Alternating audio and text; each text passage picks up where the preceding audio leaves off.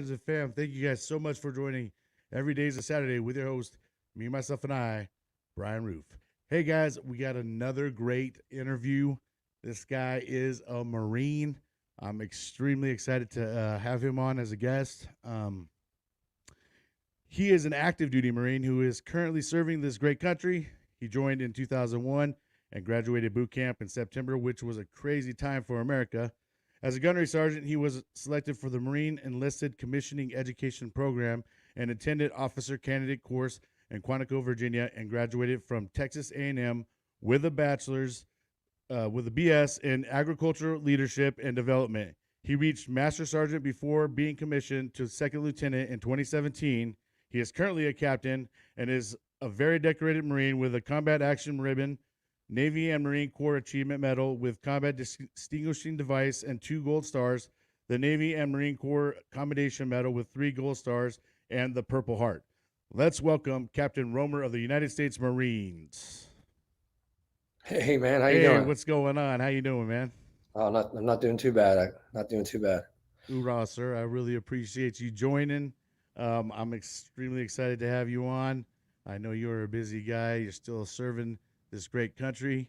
If you can, go ahead and introduce yourself. Kind of let us know who you are, why you joined the Marines, how the Marine Corps is going for you, and what are your plans after? Yeah. So, like you said, I joined in 2001. For me, it was a way for me to get away from my hometown. Um, I didn't. Hold on. No, you're good. No worries. No Yeah. worries. It was a Got way for me to family.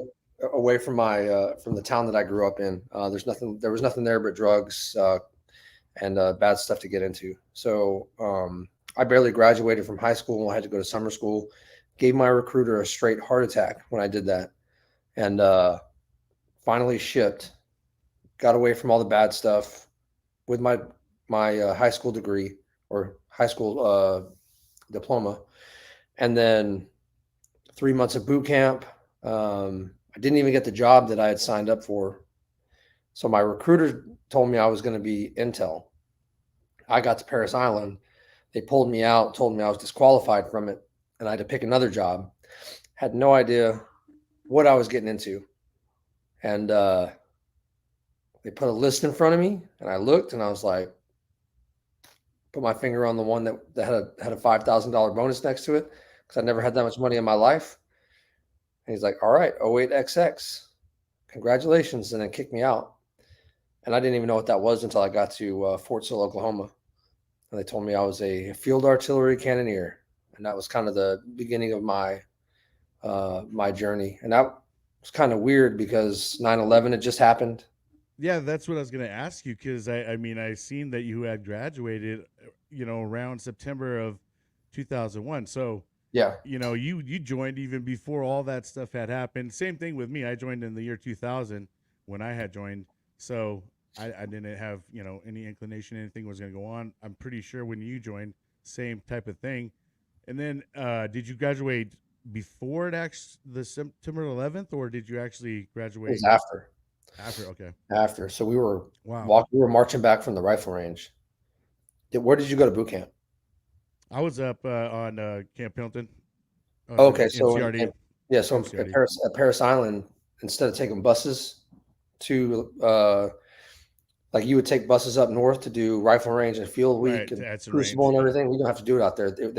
You hike out to the range, and then you stay out there for grass week, firing week, and then it was um, for the weapons and the field portion, and then you come back. Well, that happened about um, we had just finished right. We had just finished with all our requirements, and we were marching back. And as soon as we got back, the chaplain pulled us. The CO, the chaplain, the first sergeant, sergeant major, they pulled us out, and they said anybody who is from New York. They just told them to get out of formation. And it was weird because nobody was getting yelled at. We're like, what is going on here? And Right. then some of those dudes didn't come back. It's crazy. Wow. So that was like that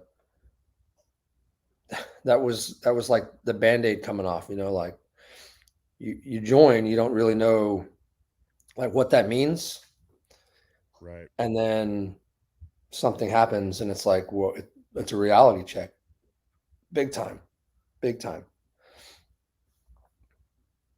Yeah, absolutely. So now, when did you ended up going right into the fleet? I mean, and then how much longer did you have to end up deploying for your first time? Because I mean, they didn't exactly send us anywhere for me in terms of where my unit was. Once 2001 hit, we didn't deploy until 2003. Yeah, so we did I got to the fleet. Our school was relatively short, and I went to Golf Battery 211, and we got there. We got assigned our sections. We were doing a UDP uh, build up, so we're getting ready to head to Okinawa for with the BLT 24. And we weren't part of the initial invasion. Our BLT commander called us the bench warmers of the Marine Corps. He said every team has got their bench warmers, and they all serve a purpose, and they need to be ready, and that's what we are. And we set up in the Pacific, floated around. We did Cobra Gold. We hit hit Guam. We were around the Philippines, headed up to South Korea. So we were all over the place. Mount Fuji. Wow. We shot artillery at Mount Fuji. Um, and it wasn't until we got back and until the NCOs that were with us who brought us up transitioned out, and then we had taken over the leadership roles, and we moved out, and that was when we got the order to deploy to Iraq as a battalion. So 211 deployed headquarters battery, Fox or Echo Fox Golf Kilo, and we all went. And that was 2004, and that rolled through 2005. 1 year. You guys did a year tour No, it over was 7 months, but I think 7 months. yeah, we went in like June, July. It was like July. And at this point in time, what rank are you at that point in time? All right, so I just picked up sergeant. Just picked up sergeant. Just picked up sergeant, and I spent all 12 months as a corporal, as a section chief. So I had my own gun. I had my own Marines. We went to the field. We trained together, did everything together. And before we deployed, they told us we weren't taking cannons with us, that we were going as a provisional rifle company. Mm. So then I turned into a squad leader, and my Marines turned into fire team. And they're a mix of 0811s. I had some motor T guys, comm guy, like a whole mix of Marines.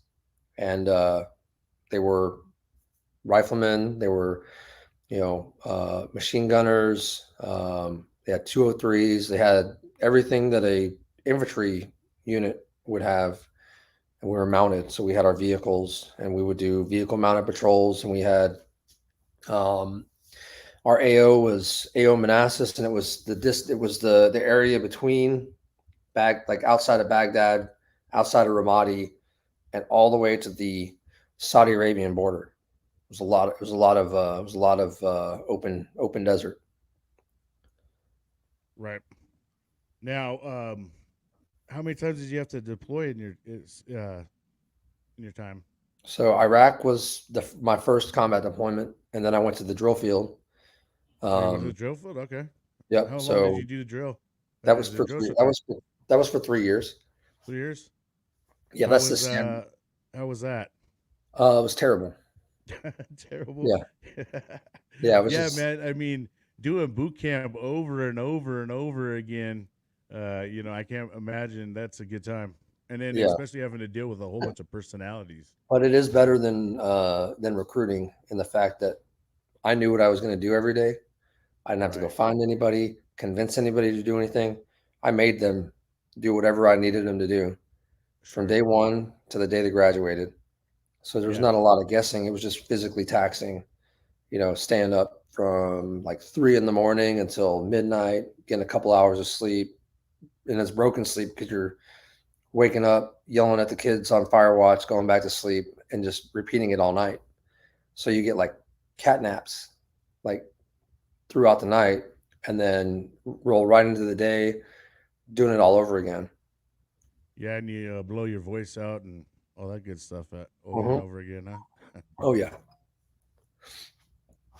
That's great, though. I mean, what were the years that you did that from? '06 to '09. Oh, 06 to 09? Yep. So kind of give us like how your progression went in the Marine Corps, because not too many often do you see someone that's on the listing side go into being an officer. So kind of tell us how that whole transition went, and did you ever see yourself actually doing that, or what kind of made you what kind of put you in that trajectory? Yeah. So I wanted to do MESEP, the Marine Enlisted Commissioning Education Program, from the time that I was a sergeant, but nobody could tell me how to do it. So we didn't have the resident knowledge to help me put a package together, and I wouldn't have qualified anyway. With just knowing what I know now, I wouldn't have I wouldn't have gotten it because of my ASVAB score. I would have had to increase that, or taken the ACTs or the SATs and gotten good scores on those to have done it.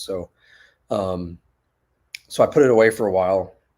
Went to the depot, completely forgot about being a MESEP. Came back from the depot, did 2 combat deployments to Afghanistan with Tango Battery 511, and then I got selected for assistant Marine officer instructor duty in Boston. So I was a senior enlisted advisor to the NROTC program, for a major and a Navy captain. And then that was when I went to OCS as a sergeant instructor. And I was like, huh, I could do this. And I looked at the MAR admin, and I still qualified. I was on the very far reaches of the age range, but I still qualified.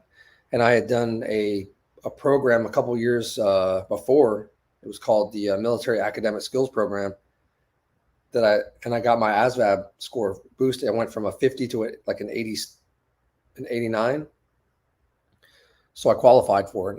So I put my package in, and then I left. I left AMOI duty a little bit early, and I went down to Quantico as a candidate and got straight hazed by all the instructors that I had worked with in previous years. Oh, jeez. Yeah. They're like, Yep. They all recognized heard. They all heard I was coming. Yep. They came after me. you. They made sure I earned it. Man, that's Hey, awesome. but that's what friends do, right? Right? That's what friends are for.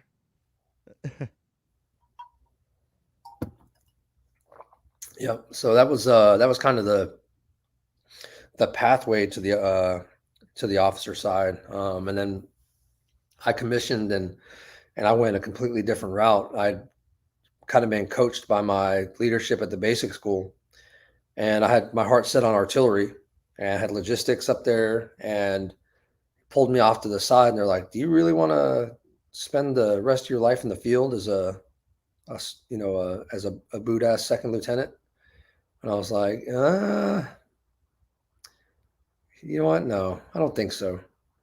So then they told me, they're like, well, we saw you put supply higher on your list.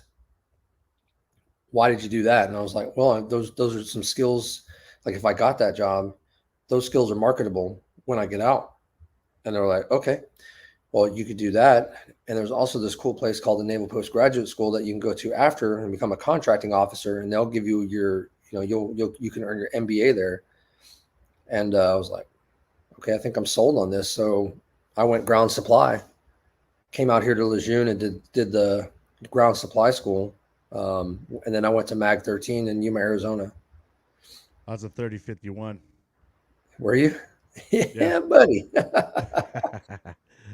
Yep. So I was a warehouse bubba. Yeah. Yep. Yeah. Box kicker. I Oh love my yeah. 51s. Oh man, I tell Love you them. what, when we deployed, we were busy. We Yeah. especially we were attached to a grunt unit, so we were supplying the front line Marines, and we had anywhere from MREs to Yeah. uh, anywhere from boots to utes, and she's you name it, we supplied it. Right on, man. Yeah. My warehouse chief, Staff Sergeant Jameson, Um, she deployed to Iraq with I think she was attached to the infantry, but she was out and about, and that was not common for for females to be doing back then. So she kind of paved the Right. way. She helped pave the way. That's great.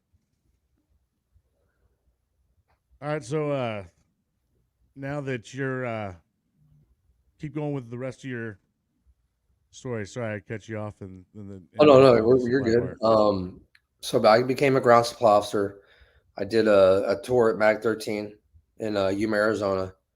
Uh, 3 years out there, it was great. It's not as bad as everybody says when you're permanently stationed there, um, because Vegas is a couple hours up the road, Tucson's a couple hours, San Diego's a couple hours, so there's an escape.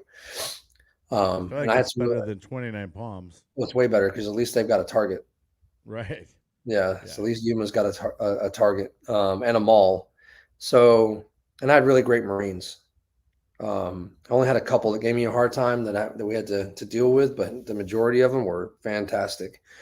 And I still talk to them like to this day. Like a couple of them went to DI school. I got a phone call the other day, tell them how much they appreciated me telling them how bad it was going to suck, so that they could mentally prepare for it. And I've not disappointed them thus far. They've been there for like 2 weeks. That's great. So they're straight miserable. Um, but then, so I applied for the Naval Postgraduate School Contract Management Acquisitions Program, and I was selected for that. So we went to Monterey, California, for 18 months, and that place is a gem. And Yeah, I it's told everybody nice. after that, I was like, there's no way that any other duty station that I'm able to go to will ever compare to that. So it's all downhill after that. It was just like 65 degrees every day. The weather was always beautiful. It was just like the scenery, like the people. There was always classic cars driving around. It was just great. Great So atmosphere. yeah, but I got while being there though, I was being punished because the MBA program finishing at 18 months was pretty grueling. So um, got through that, got finished my thesis, graduated, and then got stationed out here in Camp Lejeune at the Marine Corps Installations East at the regional contracting office. And right now, I just serve as I'm just kind of figuring things out as a contract specialist, like how to write contracts and support the warfighter um, the best way possible by giving them what they need. So, and that's where I'm at now. And I'm at 22 years. I got a couple years left, Wow. and I mean, I think this is a pretty cool way to finish it out. Yeah, absolutely much respect to you. I mean, sticking it out that long. I mean, and especially a couple combat tours under your belt. I mean, not too many people. A lot of people once they kind of see that combat, man, they're kind of some of them are done and some of them want more. You know what I mean? Yeah, But much respect. I mean, are you guys do you deal with a lot with the younger generation, or you don't have yeah. to really deal with them much, or I've been asked to. I've got one sergeant like on my team. That's the only Marine that I've got is him. okay, Um, but I've been asked a couple times to speak at Lance Corporal seminar for their graduation. I just did a corporal's course graduation. Both Jonas asked me to come in and do, and I was super pumped to do it because I don't get a lot of FaceTime in front of the junior Marines anymore. Um, and the one thing that they're concerned about is like, are they good enough? Because they don't deploy. Deployments are scarce, and they haven't done anything that they think is noteworthy. And I made sure to tell them that they are good enough. They're better than we were. They're smarter. They're more capable. They're just waiting for their moment. They're just waiting for their it, time. right, and not only that, dude, but just think about when we joined in 2000. There wasn't nothing going on either, and there hadn't really been nothing until like the last thing was Desert Storm, which was the early '90s. Yep. So the around time we're going, same thing. Probably people were thinking, they're getting laxed and stuff. But I mean, Yeah, I when mean, we went it's over just there, it's the we were, there's no way the Marines will ever get weak. no, I mean, I it's don't just care the who atmosphere they that's been put, created. Yeah, who they plug into their equation. They're gonna spit out a war fighter. they're going to You do know it. what I Yeah, they'll mean? do the Right. job. They'll get Yeah. it done. Exactly. They will get it done, and they'll do a hell of a job. I mean, and that's another thing, man. There's probably you guys are starting to be kind of scarce as terms of deployment Marines, the guys that actually seen combat. Oh, I know. The percentage of you guys are probably getting smaller and smaller. Oh, So it's so it small. is good for you guys to get captured and go in front of some of these guys and to be kind of advocate and talk about your experiences Yeah. more in depth to them. I mean, I remember walking around, and it wasn't uncommon to see like a lance corporal rolling around with like 4 rows of ribbons, just like Right. just a war dog, you know. Yep. And now you see master gunnery sergeants, sergeant majors with, you know, 8, One 9. row. Like it's Yeah. just that's just how it is. That's just the way it is, you know. Right. Because all those things mean is it's just, it's your resume, and we just had the opportunity to really fill that thing out, Right. um, with all the deployments, Our numbers were combat called, tool. man. All of Yeah, our numbers were called, right? yep, So when we all swore in, and like you and I both didn't know that right, it was peacetime. So when I swore in, I didn't know my number yep. would be called, but I signed and told them that if my number was called, I would go, and Yeah, I that's had what no we idea did. that I would live the every Marine's a rifleman dream, you know. Right. So, and that was one of the for both the interactions that I had with the corporals and lance corporals. I made sure to tell them that, Yeah. because you never know. You have no idea what's going to happen. You have no idea what you're going to get, be pulled into. I mean, the Marine Corps band, they they send them in country, and they stand post with the Yeah. base operations center, Yeah. the base defense the BDOC, the base defense operations center, and they stand post, Yep. and they contribute. So people think the band that they don't get some, they do. I mean, they have a lot of people. I think have a misconception when it comes to MOSs, Yeah, and people get rung up, the pogue and this and that. I assure you, when you go in country and you're sent to combat, you're going to be put in a situation. You might have to man a 50 cal. You might have to put some shots down range. You might have to make some calls in comm. You know what I mean? I mean, you just never know, yep, because we're doing convoys all the time in and out of the combat zone, yeah, yeah, yeah. and got to stay ready all the time. And that's why Marines, first and foremost, they treat us all as riflemen, and teach us how to put some rounds down range and kick some Yeah, it ass. doesn't change between us and the officers too, because they teach the officers that every Marine officer is a rifle platoon commander. Right. So it goes both ways. So that Now, they all know.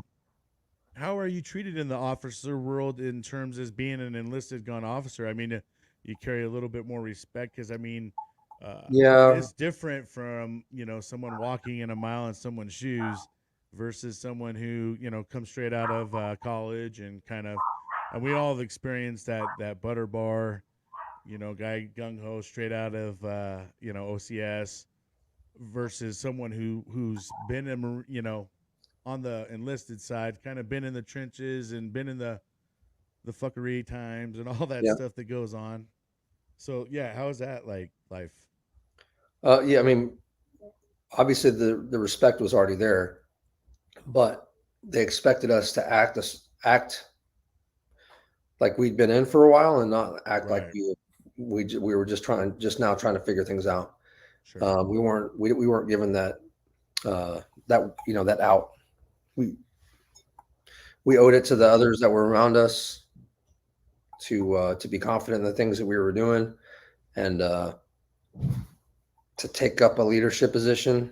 I mean, like right out of the gate at the basic school, they made me the like the student CO for one of the hardest parts of it, doing the rifle range and the movements back and forth, staying the night out there a few times. So there's a lot of big movements, accountability, and then showing the staff that we were confident enough and competent enough to accomplish those things with, with minimal supervision, because that's what they expect out of us right out of the gate. They expect out of and I remember being a private, showing up to the fleet, and the expectation for me was like, show up on time, and here you learn all these things, and if you don't learn it, you're going to get blasted. So Yeah, it's but you like, don't want to get blasted. like from one side of the spectrum to the other, it's just completely different. So, I always tell the Marines that when they see a second lieutenant show up, I'm like, hey, they're going to get a hard time no matter what. Give them a little slack, because they've already been through some hell. I promise. Right. So now is OCS like a whole another form of boot camp all over It again? is. So there you go. Here you go, dude. So not only did you do boot camp, you were a drill instructor. Did boot camp. What did you do? Like 9 cycles or something in those 3 years? Because that's Yeah. right there. 9 cycles. So you did boot camp another 9. Then here you Yeah. go going to OCS doing boot camp again. Yeah. Man, Yeah. So OCS, like, they're screening you for leadership potential. They don't even care how many they graduate. Like, they will get rid of. oh, they just weed you I guys think out like immediately. I think that the male attrition rate was about 20%. Females was 50% Sheesh. per Sheesh. cycle. Yeah, it's Wow. pretty. It was up Pretty there. brutal. Yeah. Yeah. Wow. So how do you like being an officer versus being enlisted? Like, I mean, uh, big difference in the world. No, because I was a senior staff and CO. It was kind of I was already kind of doing it. Yeah, right. Giving some giving direction, and then just watching things happen. Yeah, right. And then just making sure it happened. Yeah, Supervise it, just taking care of business. yeah. Now the other thing, and you don't really necessarily have to go into this, but I'm sure you've dealt with PTSD in some kind of form and fashion. There's no way, no doubt. Do they have things now for Marines that have been in combat situations, for mental health? Because I mean, back when I was in, obviously we weren't experienced with combat situation around that time, so I felt like mental health wasn't a big thing. But I feel like, and what I've heard is there's a lot more focus on the mental health side. Yeah, people are more open to seeking help. Unit leadership is a lot more open to helping Marines get the help. Um, there's a huge outreach for it now. They're giving people the resources, they're giving them the time. And then a lot of the Marines that are in leadership positions now have been through it all. So they're able to give them kind of the ins and outs of it, so they can figure things out. And at least they have somebody to talk to. Cause that was like the biggest thing, is how to start the conversation, you know? Right. And now I feel like you would be a great advocate, for that kind of stuff, being, what you've been through and your Yeah. Well, experiences and being a leader. my wife actually, she is a huge advocate for it. She was a staff sergeant, aviation ordnance, and right now she's contracted with a VA, and she just does Beautiful. outreach for mental health. That is Nice. her sole purpose, is to get the word out so that veterans use the VA mental health system. And we all know the VA is a broken system, and it depends on where you're at, how good the quality of care is going to be, or if they're going to even call you back. So she waited like a month to get an appointment out here, and they were like, "Oh, we'll call you back. We'll call you back." Never got a phone call back. You know. Yep. So I mean, that just is what it I've is. gone And through it myself. yeah, Definitely been down it a couple times myself. Just as a matter of fact, I got a call from the VA saying that they had a podiatrist appointment for my feet, and yeah, I'm thinking, man, there's no way. Like, I got that fixed. I ended up going to like Kaiser to go get it fixed, And I'm thinking, if that's what they're calling me for, man, my foot would have fell off if I would have waited for this call. Yep. I mean, it was literally so long. I had to literally tell them, like, I think I got that fixed because I don't, had gotten this big old shot in my foot and everything. But Uh-huh. yeah, I mean, they definitely, I think they could definitely use some help in the way that they deal with things, and they send a lot of us down these telephone numbers, Yep. You rabbit call holes. and then you get somebody completely different. And they're like, hey, a provider will call you in 24 Right, hours and the provider never calls. And then you call back and you don't even talk to the same person. So the clock starts over, right.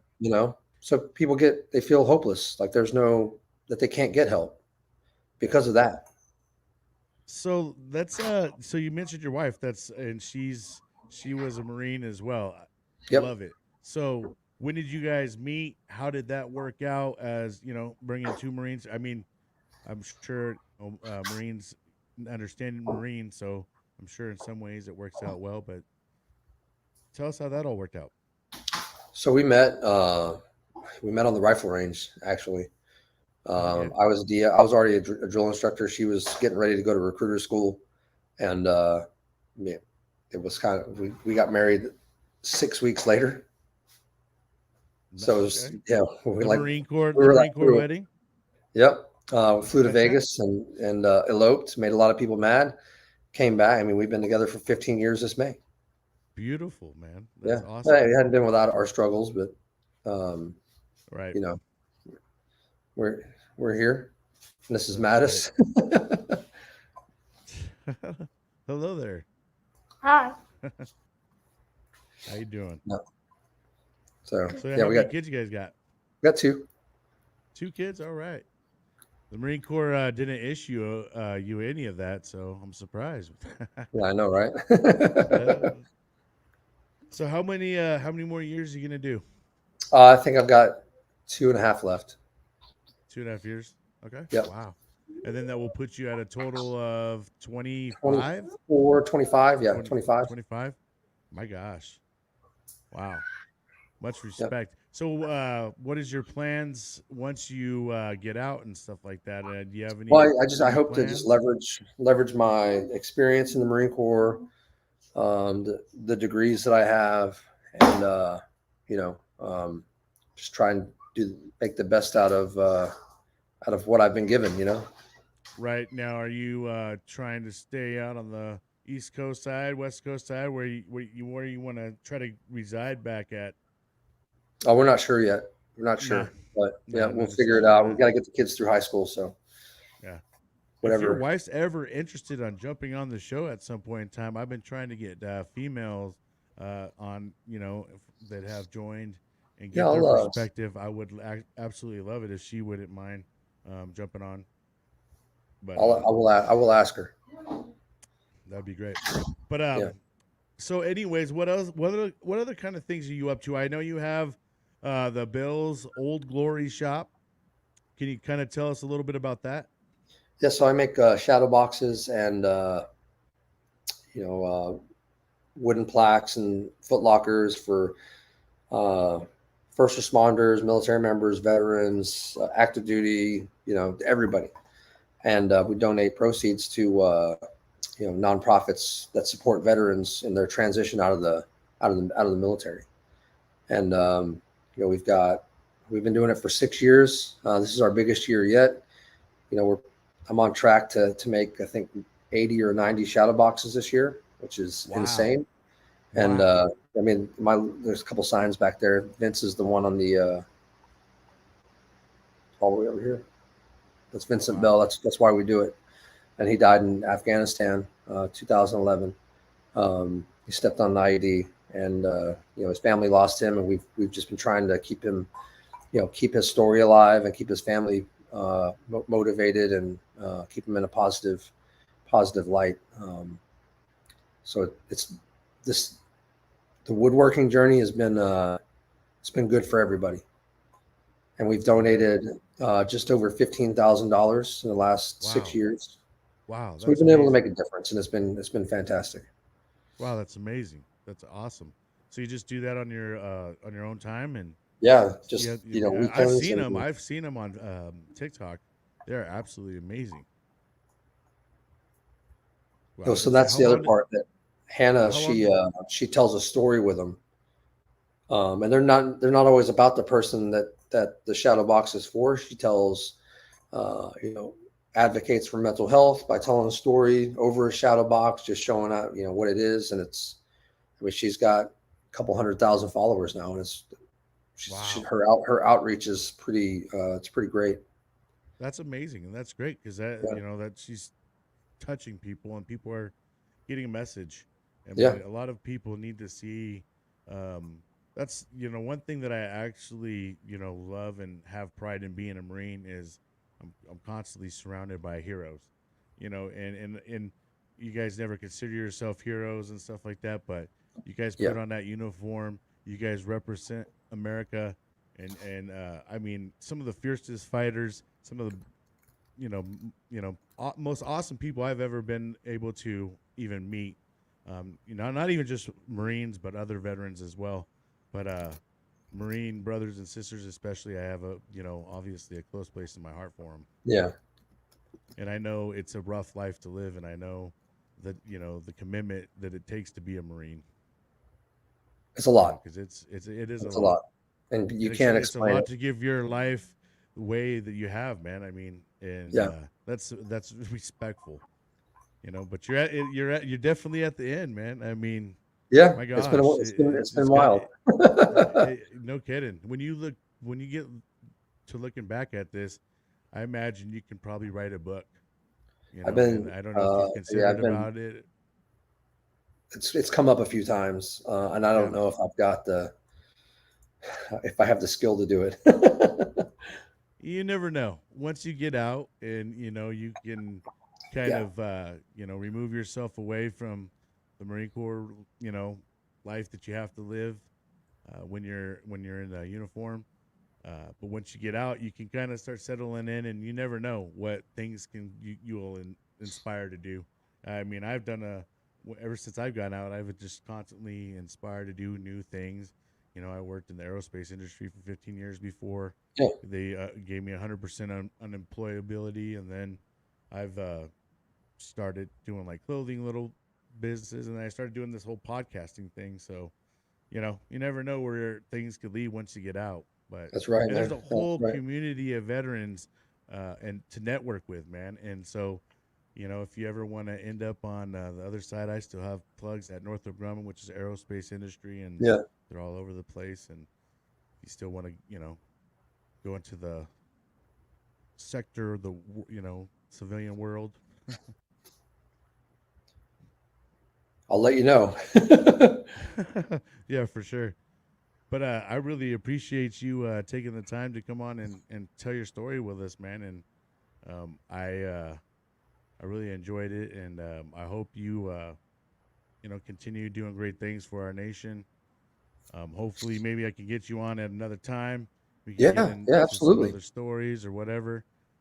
But I know you're a busy guy, but I really appreciate you giving your time to me and letting us talk. You got it, man. I appreciate you and what you're doing, and sharing people's stories and doing it in a really good way. And I appreciate that. And I probably speak for a lot of people. And I thank you. I appreciate it. Yeah, that's kind of where I'm at in my life. I really want to exemplify the true heroes out there that don't seek the attention, but absolutely deserve every ounce of it. So that's kind of what I like to do is put out great people like yourself. To me, man, when I read things about you, I just like it lights me up. I'm like, wow, he's just you're an instant hero in my eyes, and I appreciate you everything you and your wife have done for our country. Got Because it, man. I have seen you guys on TikTok, and I know you guys been heavily involved. I know you guys were involved in the whole evacuation and the Afghanistan Oh yeah, stuff, and yeah. That we'd have I to tell mean, that story. We'll tell that story another day. yeah. So yeah, maybe actually that would be probably a good round two is kind of talk about that because that was a pretty crazy situation, and I know you were pretty instrumental in a lot of Yep. things. So Yeah. I appreciate your time, man. I appreciate you as well. So if you just hold tight, I'll be with you in 1 second. All right, friends and fam, I appreciate you guys for watching. This was another great interview. He is a great, awesome person. He's an awesome Marine. So until next time.